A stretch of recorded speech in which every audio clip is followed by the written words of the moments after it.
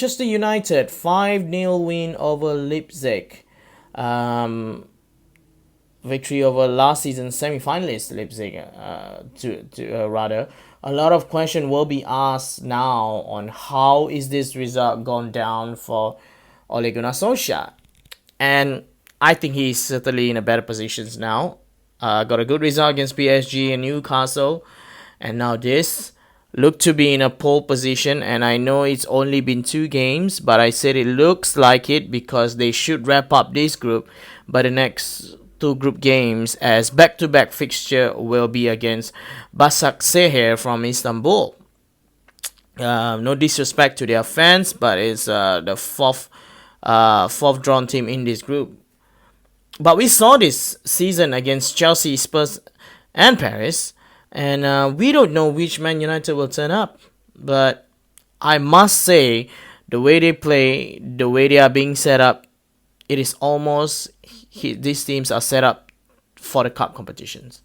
I'm not saying they're gonna win, but I say it's almost, because I'll be surprised if they are in this season's title challenge in the English Premier League. And Man United fans can mark this down, can mark this episode down and attack me if you want. I'll give you the permission, but it will be a surprise if they are challenging Liverpool or Man City or Everton. I don't know, looking at the table this season.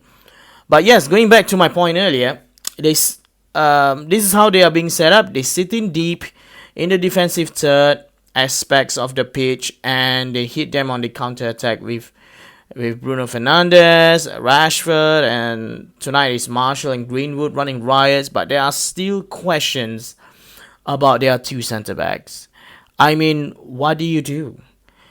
It does look like Ole is relying on Matic, McTominay and Fred to rotate among the 2 defensive midfield to protect that 2 centre back from the back, but it just doesn't feel right about United when they play like this. But again, now I don't want to be the ever so bashing Manchester United guy. I'm just saying that this will be Manchester United from now on. They did it to Manchester City, they did it to PSG, and today against Leipzig, who is sitting pretty in the Bundesliga, by the way. And this will be Man United. You know, it's not the Man United of Sir Alex's time, but this will be the new Manchester United. And credits to Ole Gunnar Solskjaer for realizing this. You know, soaked up the pressure, hit them on the counter, and if this works, and they get results from it, muzzle to Ole Gunnar Solskjaer. At least now he has found himself a philosophy. But good results though, and I just cannot wait to watch Manchester United in their league fixture, because the problem here is that against the smaller teams, who's gonna sit back against United? What's United gonna do? You know what I mean? If they are gonna carry on as a counter-attacking team. So yeah, as the season goes on, it's very exciting. It's gonna be a long season for them. And I was also just want to make a reference point. I want to point out Marcus Rashford. I mean, what a brilliant footballer on and off the pitch, 22 years old, helping out the charity with the kids, making sure that they never go hungry. On top of that, the government is against it, and now a lot of the restaurants are starting to come out and do the same with his name on it. On top of that, scoring a hat-trick for his day job. Brilliant person. He looks like a brilliant person in my view. It just shows as an example on how he must have been brought up by his parents. My only wish is there is a lot more like him. Always have his feet on the ground. Doesn't seem to bother by the off-field antics. Kind of like Leo Messi when he was youngster. Deals with pressure really well. And on top of that, he's a brilliant footballer.